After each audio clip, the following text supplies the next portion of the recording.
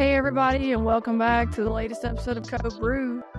This is Joe King, and I'm here with my co-host Lukewarm. Hi everybody. So we're on episode 6. Really excited to be experiencing this movement and getting content out here, and never really thought we'd. Well, I wouldn't say that. We did think that we would have some success, but we're definitely. Episode 6 seems weird. It does. Like we're really enjoying this process, and all the, like I said, we've gotten pretty much all positive feedback up to this point, I think, and it's really exciting, and that's all because of y'all being a part of this and giving us that feedback and interacting with us. So you're very appreciated. We have had a very, not you. You're not appreciated. Be nice. Be nice is the bare minimum. Okay, that's true. I'm quoting. I'm talking about inpatient care. I can't be nice to Luke, okay? I can't do it all the time. He's an interesting character. No, it's been a very interesting week for us. We have been through a snowstorm. We have spent large amounts of time at the hospital, and the beds are like, yeah, slept here. Yeah. 2 nights.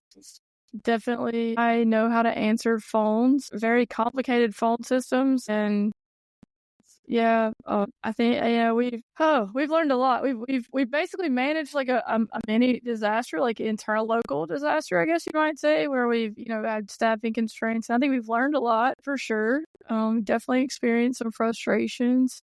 So I think we'll revisit that in a different episode, some of the things we've experienced whenever we've had a little bit of time to process.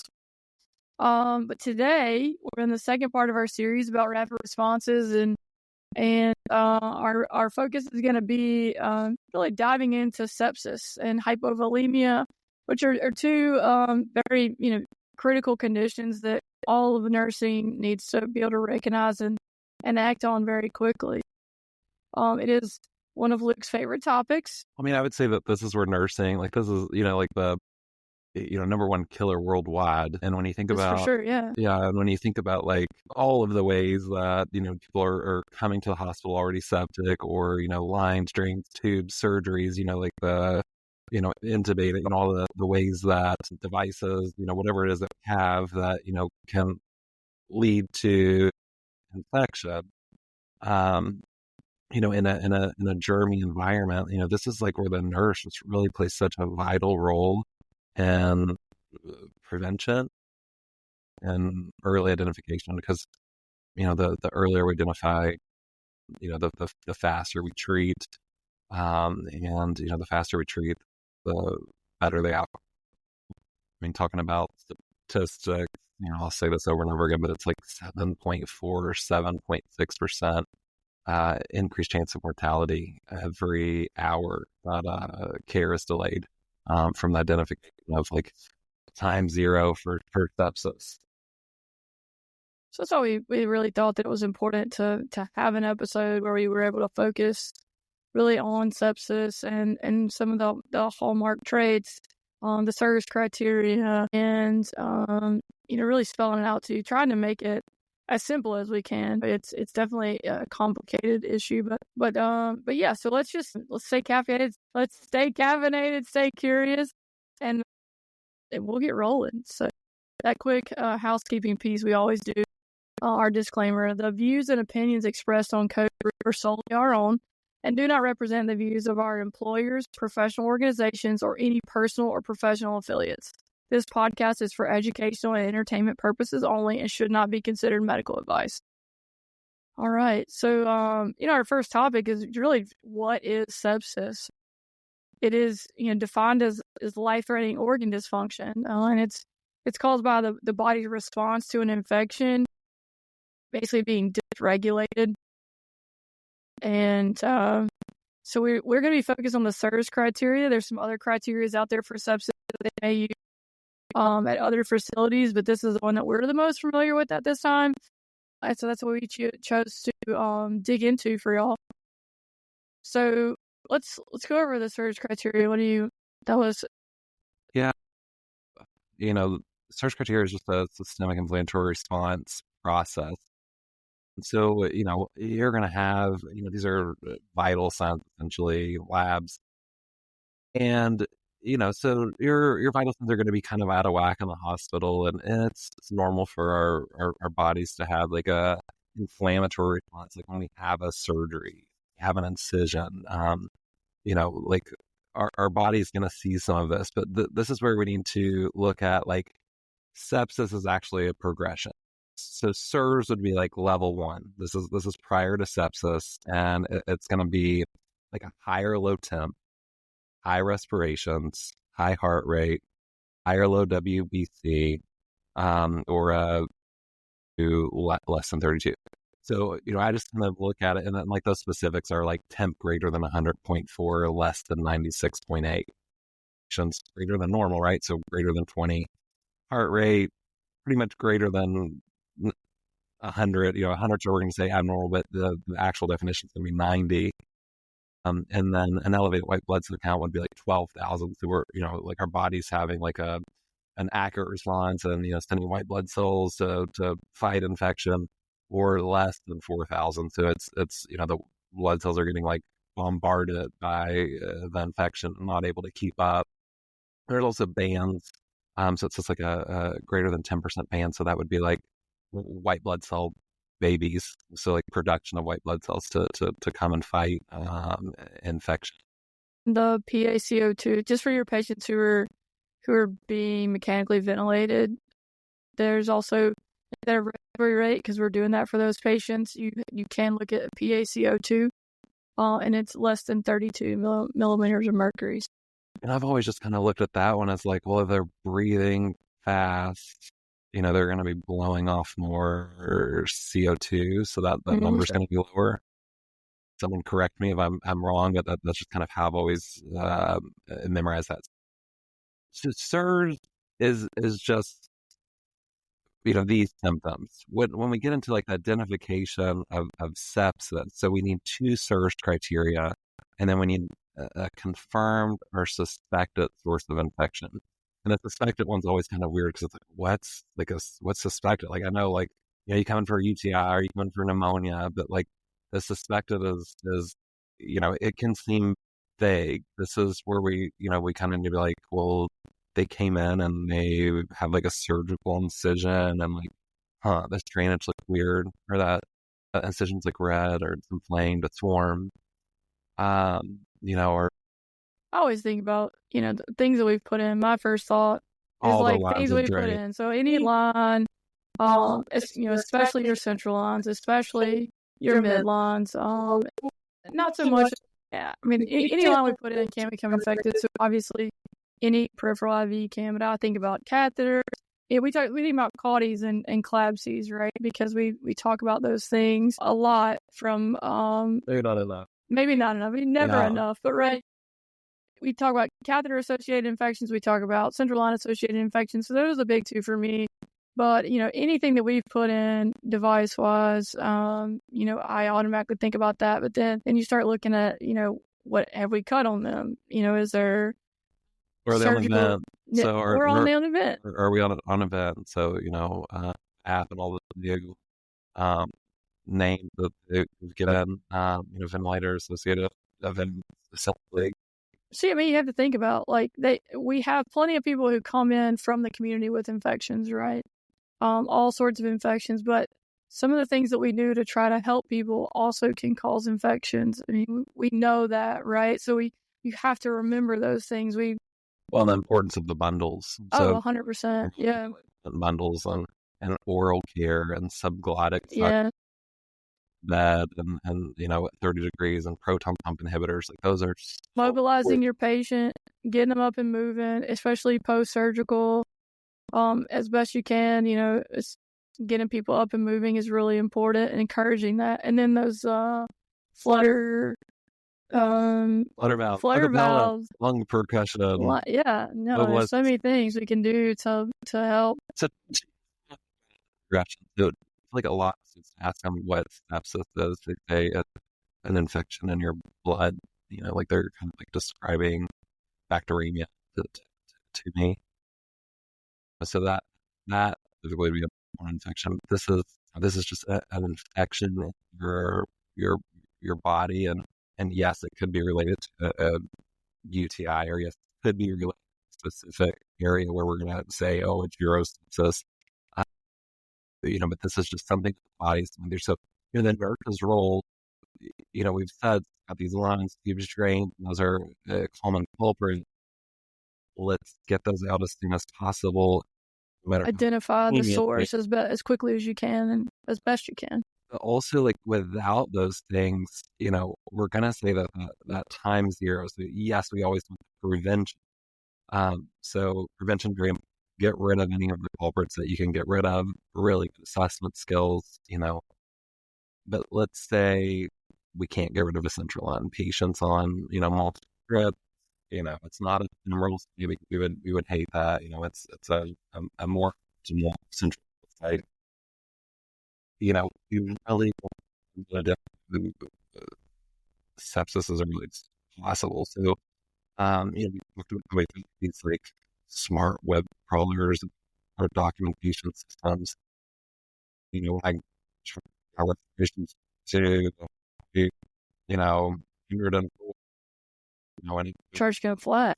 like where it looks at like a positive call that, the computer, hey, you suspect sepsis, your sepsis.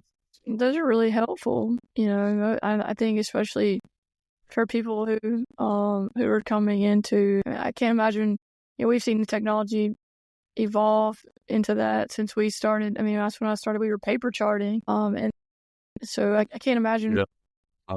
Paper. I did not, there wasn't a paper alert, no sticky note came flying at me from across the room.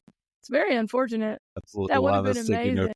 Yes, I would have loved that. But no, I mean, I can't imagine where technology is going to go. It's not a fail-safe, so it's not. Based on...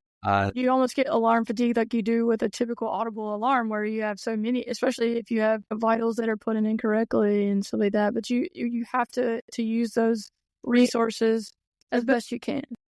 Yeah, and I mean, we definitely, as an organization, try not to have too many alarms. Like, people want to do pop-ups for everything, and I know that they're pretty good at saying, no, we don't want to have, like consistent alarms as an organization. We want them to, people to realize when they get one, it is very important. But, we do need to consider, like, that alarm is going to be triggered from documentation. I'm busy sometimes, and I'm not often, frequently, and not able to document vitals, which are the predominant triggers that are going to set off these alerts. So can't do that. I'm sitting down at 2 o'clock in the morning, and I'm documenting a set of vitals from 7 p.m. This is 7 a.m. Let's say I get a trigger for, hey, this is septic. I not treated that patient for second, or since times of when we noticed or would have received a septic. You really need to, in your mind, know, just on assessment, hey, that's normal breathing, that's like abnormal time, communicating with your tech if they're getting temps, making sure that you're following up on vital signs. I mean, I think we're understanding of the fact that not every single thing can be charted in real time, but just getting those vitals in, right? Yeah. So just getting those vitals in, and yeah, we need recognizing that, but I think it's really important, especially with vitals, to get those in real time, and that sometimes might be a conversation you need to have with your ancillary staff or students or whoever it is getting the vitals, but making sure that those are put in as quickly as possible is really going to be, truly important, especially when looking at sepsis. But so we talked about SIRS, and then we've said this is just going to be 2 SIRS criteria plus a confirmed or suspected infection, and like what those suspected infections look like. Urine stinks. Smells weird. Cleanly. Yeah, I mean, you hate to think about it, but that is diagnostic. We're going up on oxygen requirements. Got an X-ray that says maybe pneumonia. So, we've looked at that. So, like, what about like severe sepsis? So this is where we've got sepsis, we've got signs of end organ damage, we've got hypotension. I think in the hospital setting, we're always going to say systolic blood pressure less than 90. We have a lactic acid that's greater than 4. Yeah, so that's whenever you're seeing. I mean, you're looking at your renal lab, your kidney labs, So that would be signs of end organ damage. BUN and creatinine. We're looking at bilirubin for sure. We're looking at for liver function, of course, and you're really looking for level of consciousness. Oh yeah, altered mental status. I'm sorry. Yeah, altered mental status is really helpful, especially when you see people who are hypotensive. Whenever they start getting really low, is my brain being perfused? So I mean, you have to think about oxygen and blood being perfused to the top of my body, right? And you start thinking about what you can do about those things, and that hypotension is where that lactic raises. So we're thinking about hey, I have a low blood pressure, and you're not perfusing the tissues. Doing great. So that lactic acid is telling me somewhere in my body is doing a process that it normally does under aerobic. So where it has like blood flow and it has oxygenation, but it's doing it currently under anaerobic conditions.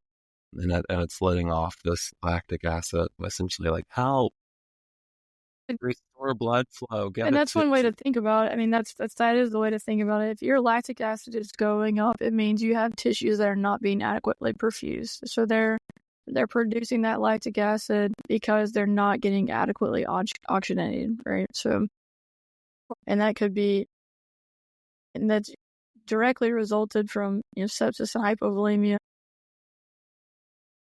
Take steps. I mean, that's when we have to really jump in and start taking over some of these processes and starting treatments. We do want to look, hypovolemia in particular. We've talked about, systolic less than 90, a MAP of less than 65. Most of us are MAP queens, and like I said, it depends on ICU or what. But MAP less than 65 is telling me a lot about end organ perfusion.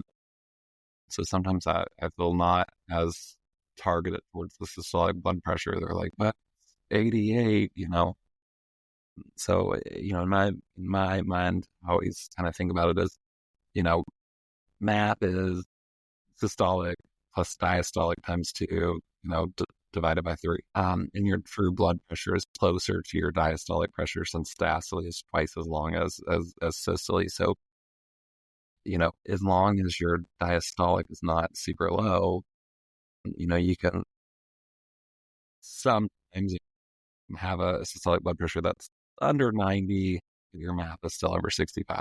And I can help this patient with it. They're answering questions appropriately. Their cap refill's good. They seem to be perfusing well. Their body is warm. This is just something they do. Now they're a dialysis patient or a liver patient. They take midodrine. Some people do live low. I mean, they're a little old lady. It's not. So their requirement, they're a small person, in body habitus. So they require less. I mean, some people live low. I mean, they may be, an athlete, an elite athlete, and they live low. So these are things that can happen.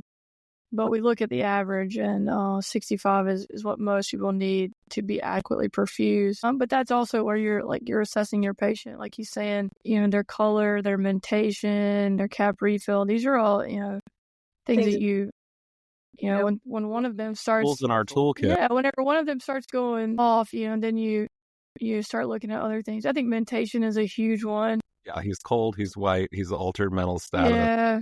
Or he's pale, whatever it is. Well, there's probably an issue. Yeah, it's a direct result of poor brain perfusion. So altered mental. I mean, obviously it could be something else, but when you're looking at sepsis or you're looking at hypovolemia, you know that's a problem. You have to consider the. So how do we treat? So we'll say You need fluids. Fluids. Yeah, for sure. So we're looking at the treatment of sepsis. We're looking at so we have an algorithm for the treatment of sepsis. What is it? When we talk about the golden hour or so, there's different bundles that you need to complete. The golden hour. The biggest thing is 30 milliliters per kg of crystalloids for the hypotension. And if they're not hypotensive, which they probably are, but if they aren't, if you have a lactate greater than equal to 4, you also need to initiate that bolus of fluid. So, and your crystalloids, what does that mean? We use that term. A lot of people don't know what that means. So crystalloid generally refers to your normal saline or your lactated ringers. Is there anything else that falls under crystalloid? I don't think so. Those are the two we're going to give in the hospital setting for sepsis. And then we're also going to start a broad spectrum antibiotic within the first hour. So yeah, we've measured a lactic. If lactic's greater than 2, we're going to do a lactic with reflex. So we're going to reassess that. If it's greater than 4, then we're going to assume that we're going to start pushing fluids at these patients. So we want blood cultures. We want blood cultures on these patients. What other cultures do we want? So if you're going to do blood cultures on everyone, but like if you've identified a source of infection, you're going to be culturing that as well. So if it's a central line, then we're going to culture. We're going to be working on removing that central line, and we're going to culture the tip of that central line. If it's urine culture, sputum culture, urine cultures as well. Sputum cultures. If you've got a patient that you think it's pneumonia. If you have a patient that has a trach, you might do a trap on those. But anyway, so a culture of the site. I mean, obviously, if it's a UTI, it's going to be urine. If you've identified that you think it is a UTI, you think it's caused by a catheter, then you're going to be considering what you might need to do to safely remove that catheter as well. And those are all, in some ways, physician-led, in some ways, nursing-led. It depends on your facility policy. So what are we going to do if our patients are hypotensive and it's, dangerously hypotensive? After we give the fluids and they're not responsive, where are we going to go next? Well, I mean, I think we're going to add vasopressors. Yeah. All right. So we're looking at vasopressors for the next step. And for your patients you're looking at a map that's less than 65. You don't think they are adequately perfusing. You started your antibiotics. Or maybe you haven't gotten to start your antibiotics yet. I hope you got your cultures before antibiotics. Please always get your cultures before antibiotics. But no, I mean, so we have a patient who's, deteriorating. Their, blood pressure is low. You've determined that it's, critical, and you're making the choice with the physician to start pressors. So that's where we are now. Then my goal would just be, I've given fluids. I'm trying to put volume in the body, see if the patient's responsive to it. And then I'm going to give the pressors for that squeeze. Hopefully it's going to pick up perfusion. Hopefully it's going to make my blood pressure better. But, my goal would be getting that MAP greater than 65. That's frequently what you're going to see in the hospital setting, MAP greater than 65. Yeah. So, we have one that we consider first line, and that's Levophed or norepinephrine. We give that, that's our, like I said, our first line, our go-to, and it seems to work better in our septic patients. So we definitely look at that, and we get it started pretty quickly. It is a weight-based dosing.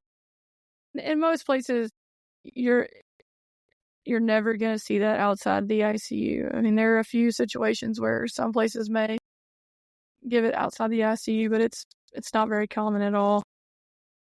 And that's going to be something you really need to look into and study. It's not something you're going to give if you're not familiar with it. But definitely weight-based. That's one of the reasons why, there's many reasons why it's important to also wait on your patient. Like for me, when I'm coming in from a rapid response standpoint, I'm definitely going to not want to know your patient's weight. And I'm hopeful that you got one before the deterioration started, because then I just have to guess, which is not as accurate by any means, right? And it's really important for us to know what weight we should be basing our drug calculations on. So, right. So once you've got your blood pressure stabilized, hopefully with your norepinephrine, with your MAP above 65, you've given your first bowl of fluids of 30 mg per kg, and you've maybe gotten a handle on the emergent piece of sepsis. Hopefully, you're going to be definitely looking at repeating your lactate every 2 to 4 hours. Hopefully, letting it go down, which means the tissues are being better perfused. You're definitely still thinking about, what's causing this. If it's like a surgical site infection, you may be having to coordinate with the OR on when your patient might have to go back. You may be looking at an abscess that needs to be drained. You may be, there's so many things that can cause an infection. So it's hard to know exactly where you're going to go with that. It's all patient specific. So I think, after we talk about, MAP greater than or equal to 65, we've talked about some of that, septic shock and what it looks like, and how sepsis is a progression of, SIRS, sepsis, septic shock, and it's just adding things each time. We need to look at what the volume issues, so, we have the severe sepsis. So this is, we've got this low MAP, this low systolic blood pressure less than 90, MAP less than 65, whatever criteria you need to utilize for that. But, we need to treat the, supposedly it's refractory, right? So it's refractory to treatment. So we've given volume. We've started, we're starting epinephrine, levothyroxine would be the first answer that we would use. And our goal here is to get that blood pressure up. So some of the reasons why we have a volume issue is there's like an increased capillary permeability when a patient is septic. So we've got like a fluid shift. We've got fluid leak. We need to replenish that fluid. The fluid is not in the vascular system where it's supposed to be. So the tissues. We're going to replenish it. That's that 30 mils per kilogram that we're giving the patient. And then we're going to start the vasopressor to work on that squeeze. So that squeeze down. But, there's got to be something in the blood vessel to squeeze down on. This is why sometimes you'll hear people, I just keep going up on vasopressors, and nothing's happening. And those people often need volume, because we can continue to squeeze down on a blood vessel, but if there's nothing in there, it's not going to increase the blood pressure. We're just going to see high levels. But, you can only give so much crystalloid. I mean, you have to replace what they're losing. And what they're losing is... So that volume issue look like? So like on assessment, so yes, we want to restore perfusion, and yes, we want to get good perfusion to the kidneys and the brain, all of the, the organs. So, we don't damage them further. We don't progress them to a multi-organ problem where we have damage, throughout the body. That's going to be really hard to come back from. But like when we're assessing perfusion, what does that look like? So we can see the map on the computer, and we can say, hey, that's a pretty good indicator of end organ perfusion. Very much. Not 11 to 65, but what does that like skin assessment look like? So if you're wanting them to have,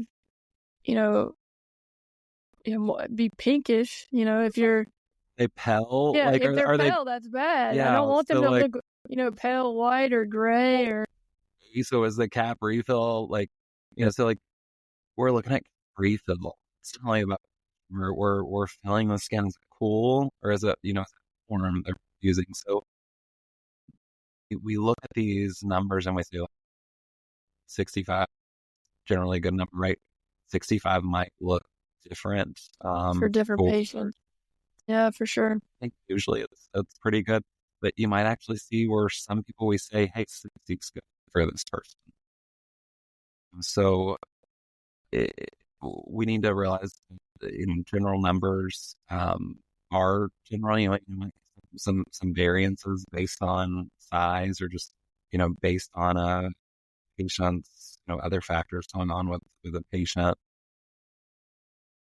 I think another thing with fusion is I've always been told that what is it like 30 cc's urine out. You see adequate kidney perfusion that way. Yeah, absolutely. That's good like point. Yeah, the patient's got a Foley or you're doing strict eyes and nose if they're using a potty hat. No, but the test question once and it was like less than 30 cc's per hour, or you have to have at least 30 cc's per hour. And then like the actual answer on the test is like 300 mils shift. And I was like, but it shifts 4 hours. Like minimum would be 360. I mean, I still think about. Oh, I'm sure you were such a fun person to teach. You're questioning the test questions and the exam, and trying to get points after the fact. Seek to understand. But no, I think the current research actually says that you can identify kidney injury at less than 0.5 mils per kilogram, acute kidney injury. So if a patient's 100 kilograms, they should be making 50 mils of urine an hour. And yet, maybe look at and we've got patient that's on fluids. It's not on fluids, It can look different if your patient's fluid restricted, but then if you have them on Lasix, it's hard to really assess exactly how much you're going to be getting out. Like something you should consider. No, I mean, I think 30 is probably the minimum for most people. I still think they're teaching 30 in school. The research that I've read years ago, actually 0.5 mils per kilogram. I think they teach them together, test wise. Just remember 30. The reason nurses need to know up to date research was taught 13, 14, 15 years ago. Everything's constantly changing, looking at, better ways to assess patients. So as we get closer to, the end, we definitely want to look at some common pitfalls and also just like tips for, how to move forward, things we maybe haven't covered. I mean, that tip is early intervention. The tip is prevention. While it's easy to have a catheter, can we are they really no pressure or even eligible? Or if they're not, we can probably remove sessions with providers and team every single day and getting central lines out and getting catheters out and what systems are looking like, making sure that you notify it's named and some places have nurse driven policies for this, so you can be a really active part in pushing getting these lines and these Foleys out, so you have a lot of ability to advocate for your patients in that way. So then also just using like proper sterile technique when you're putting in things. I mean, especially Foleys, nurses put in Foleys. If you're putting in a Foley, please make sure that you're going through the proper steps, using your hand hygiene and every single step of the process. Cleaning it daily. Oh, yes, please. Yes, for sure. Zillion things that we can do on the nursing end to prevent infection, minimize infection. Oh, yeah. So, it's really important for the prevention, but also, moving can we benefit? No. I don't it is, in our will straighten also infection is going to happen, but early intervention, just knowing in your mind, okay, I'm not maybe able to document it in real time or like backup where there's no sepsis crawler that's going to be able to tell me because I'm not touching them. But look what's prior to patients having discussion about lab and like if your patient's breathing, they're knowing those signs and symptoms of sepsis and what their risk factors would be like they have us fully at a recent surgery. So we can start that conversation immediately with the providers, get the cultures, get the antibiotics, get the labs, and start treating as soon as possible. Don't delay your antibiotics, especially not for results. I mean, we definitely need to get cultures before we start our antibiotics, but that's your antibiotics are going to be what really treats the cause. So getting those on board as quickly as possible is huge. They are a lot of lactic acid, so just, always associate that lactic acid with a measure of perfusion and oxygen delivery. Don't underestimate the importance of getting that fluid on board as well and doing fluid resuscitation. And that's huge in getting that lactic down. That's huge in restoring perfusion. And then, make sure you're also like reassessing the interventions that you've got in place. See what else can be done and having, open dialogue with your provider.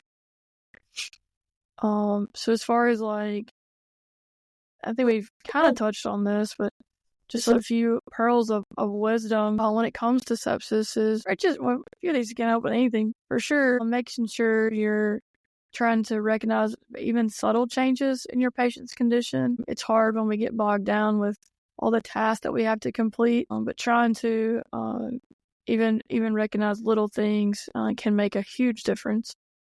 Whenever you're calling your providers, we've spoken about this multiple times on other episodes, but making sure you have all your data in front of you as best you can using that SBAR format. That's going to tell your provider that you're prepared, you know what's going on, and it's going to keep you from kind of being blown off. If you go to your provider unprepared, sometimes you're not going to get the most positive interaction. So, and then also like discuss with the families of the patient, like anybody that's there that's supporting them, giving them some as best you can, explaining what's going on and helping them understand the urgency of sepsis care. We sometimes neglect. Is that like, hey, we want to make sure that we're cleaning off this catheter really well, and this is the reason why we have to have the catheter. But the second we turn X off, this strip, whatever, we're going to get that out of there. Hey, we want to make sure that we're cleaning the central line and we're doing really good hygiene, really good oral care on this patient and suctioning. Yeah, I think it's having those discussions, I think it's important to have discussions with family. If you're fortunate enough to have family who want to be involved in someone's care, they can be very helpful if you take a moment to give them that education. I mean, that can be helpful for you as a nurse, but it's also going to be helpful for the patient when they go home. This person's involved in their care. It's also going to make them feel more normal, So I think if we take a moment and give some priority to that little spot of education, it can go a long way for the patient. So we did want to talk about kind of the impact of sepsis. Luke and I have discussed prior to starting this podcast about, we see sepsis every day. And unfortunately, we see patients die of sepsis. It's we said the number one killer in the world. Yeah. I mean, so we did want to talk about, just kind of like the importance of, or the gravity of this situation, I guess, is recognizing sepsis and moving forward on it. Because we want to see you be successful and we want to see that, those positive patient outcomes for you. You're never going to win everyone, right? So you're going to have patients who, maybe they come in and they're already septic and we're already behind the 8 ball and they've they've delayed coming in and seeking care for one reason or another. And so you try everything you can, and even our best is not enough. And you have to recognize that that's always a possibility.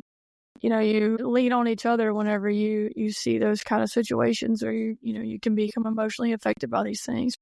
What about I walk into another nurse's room to help them turn a patient, and I notice that patient's on the vent, subglottic's not hooked up. What's my role in that? Well, I think if you see something, say something. Say something. I mean, that's always. I was like, do you want me to hook that up for you? Uh-huh. In the nicest way possible. Did you not already just say, it's actually, I've got it. Like, let me go get some. Let me go get some suction tubing for you in a canister. And that's a good rule of thumb. No matter what you're doing, if you see something and it's not right, absolutely say something, because it can make all the difference in a patient outcome. I mean, these conversations that we're having at bedside every day. Well, and we're a team. Yeah. Do I have the ventilator bundle met? Can I get this catheter out? Yeah. Why is the central line placed there? It needs to be moved. It can't be in the groin, femoral, whatever. Right. So those are great times to have these conversations. But there's also it is okay for me to kind of like a peer review. You are my peer. Hey, like this is the standard we need to meet. It's really important. Maybe you didn't notice it. It's early in your shift. Let's get this section hooked up. Let's get this subglottic section hooked up. Something you should be checking at bedside shift change when you're doing report, making sure that you've got all of those measures in place, to protect your patients. Make sure that we're not making them sicker. We want to come to the hospital to get better, not worse. Would be, for sure unfortunate. I think, creating peer accountability is empowering. I don't see, this nurse is always picking on me. So this nurse expects me to do what's right, and knows that I got into nursing because I care about, people getting better. No one wants to hurt anyone. No, we don't want to hurt anyone, and we respect each other as teammates, as coworkers, and as professionals. And I think, if you see something that's not right, I know I'm somebody, I can't walk away, right? We know that about me as a person, right? If I see something that's not correct, I fixate. Yeah, right. I fixate. That's all I can think about. I can't even. You're giving me a report, and I'm just staring at the whatever it is. But I'm like, okay, it's okay, Rob. And we can, as team members, as teammates, we can absolutely take a moment to speak up and even gently educate. I love educating. I love teaching, which is it's never received well to where they actually do it and learn from it, as if it's gentle. Right. If you come at somebody harsh, you're not going to get. You're not going to fix the problem. You're going to maybe fix it. You're going to create conflict. But approaching someone, don't be a good teammate, right? So you give positive but constructive criticism, right? So a takeaway for this episode is sepsis is an emergency and time is tissue. Every delay has consequences. So definitely wanted to reinforce that. I think we've touched on all those topics, but we definitely wanted to reinforce that. So last thing, our tip for new grads, always assess perfusion status. So check your cap refill, check your tip, skin temp, and then a mental status alongside your vitals. So those clues can help you detect shock before it becomes critical. Okay. So a couple things we'll do before we wrap up really quick. Got to talk about our merch store. Still really excited about that. We've had a few orders now. It's really exciting whenever people are buying things that you've created. So we would love to see you out and about wearing some Code Brew stuff. So check out codebrewpodcast.myshopify.com. It's also on our socials. And, we've got our logo on several things. I know the mugs seem to be popular, the coffee mugs. And since we're in a snowstorm, if you need a beanie hat, I know where you can get one. Okay. Since we have more snow coming this weekend, so here's a shameless plug. Go get a beanie hat, long sleeve tee, a hoodie. If you need a hoodie, I know where you can get one. But yeah, for those of us, those people here local, please stay warm and stay safe and all that. So as far as what we have coming up, so next episode 7, we are looking at stroke and neuro changes, and then the things that, mimic stroke. So we'll hit a couple other topics. We'll probably hit some liver stuff too. We love liver stuff. And I have to tell y'all, as we've been doing this, yes, we love liver. And I have to tell y'all, as we've been doing this episode, Lucas had the biggest smile on his face because he absolutely loves sepsis, So he's done a lot of research and wanting to make sure we get the most accurate information. So we're really enjoying this, and we're happy to be here and getting this content out to you. I think that's all for us today. As always, stay caffeinated, stay curious, and we'll see you next time on Code Brew.